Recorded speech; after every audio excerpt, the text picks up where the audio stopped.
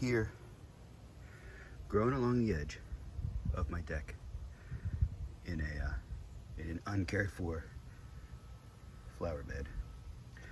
It's a really shady area because the house provides shade most of the day, at least in the early hours of the day. And then I have this big maple tree, which provides great shade for the deck. What I wanted to do is see if I could propagate this plant by layering in the tips, or tip layering. And so you see I took some canes. By the way, this cane looked better when I started it. I wouldn't have started on a cane that looks like it's dying back. But that is what is happening here. So we have some fresh, lush green growth here. I have some damage from Japanese beetles. There are so many Japanese beetles in my area now. And what I've done is I took those stalks, and you can see they're bent. And I bent them right down and just put them into pots. And so the tips are right there. They're just kind of in the soil. And I want to see if I can grow them. And so this one, sorry, trying to locate my finger on camera.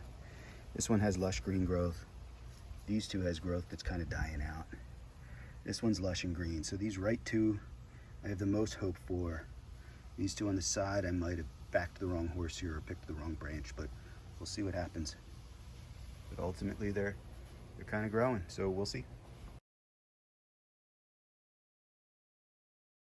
All right, it's now the end of the season here. It's late fall. It's pretty cold outside. And what I want to do is check on the wineberry propagation that I started during the summer months and see how we did. So let's go check out the plants. All right, so here we are in this unkempt flower bed right off of the side of my deck. And you see here's one of the mother plants. There's another one of the mother plants. Oh, and here's a rogue maple tree trying to grow. There's a maple right up above us here.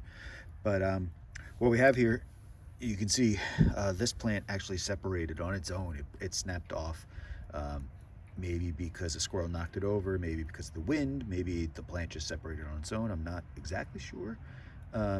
But that one already broke, so I have a good feeling that one is going to really work out. And what I have here are two of the others. This one was on one of the plants that already looked like it was kind of dying back. This one had the more lush green growth. You can see now at the end of the season here, the leaves are all shriveled up and dead because of the cold weather.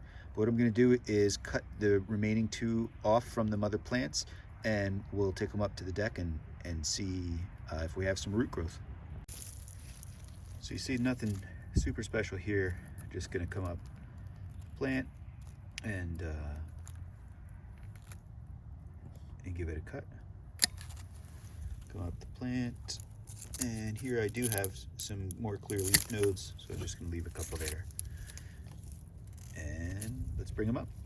All right, so let's check these out. I have all three lined up, and I have them in order based on what I think is going to be most promising. So this one separated on its own a while ago. That one I think is the most promising. This is the one that I was thinking had the lush growth.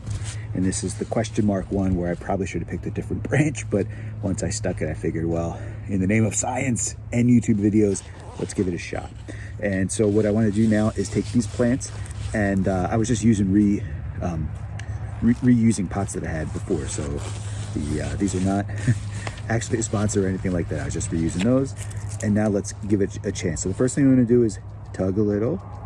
And what you'll see a lot of times is if you tug, you can get a sense for whether or not there are some roots, and there is some resistance there. So that's a good sign.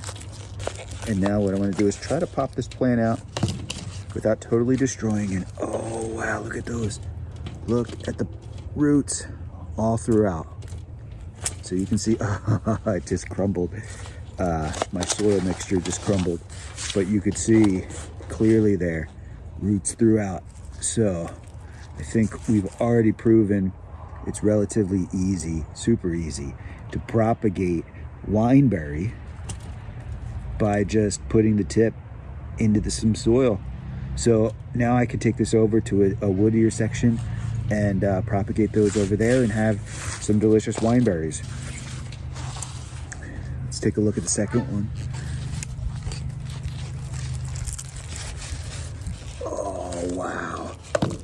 So it does appear that the relative vigor of the cane does seem to have made a difference on the amount of roots. Look at this, it's already like almost root bound. So cool. And the third one here. I promise I hadn't even peeked before this. I did label it because I put it aside on my deck and didn't want to lose track, so I took it away from the other plants just so it wouldn't get further knocked over. And again, you can see I didn't even have to dig around too much to find roots. The roots are already showing. So wineberry is a really vigorous plant. And there we have it. So I started those propagations during the growing season in the summer. And by fall, you see that each one has a really healthy root system. So I think we proved how you can propagate via that tip method. And so you'll see that kind of a growth is similar to some of those other berry plants. And so blackberry plants tend to grow the same way. And sometimes I think black raspberries. And so you'll have trouble bending a traditional raspberry cane that severely, but you can see the wineberry wanted to grow that way, and a lot of blackberries will too. So that's how you do it via the tip method. You just leave them in there. You wouldn't have to leave them in there until the fall like I did. I did it because I was starting kind of mid to late growing season, and I just wanted to make sure that there was enough time to develop healthy roots. But basically, as soon as you start to see the plant kind of growing and sending up new growth, you probably could separate the plants at that time. So that's our experiment, and just wanted to show you the real world results. And one other thing, always make sure to be wearing some good gloves when you're handling wineberry. They have a lot of thorns, and it does not feel good when you get stuck. So that's all for now. Thanks for watching. Please like this video, subscribe to the channel to get more videos like this, and leave a comment below. Let me know what you think about it, if you have any questions, or even let me know what you want to see next. All right, thanks a lot. Good to see you. Bye.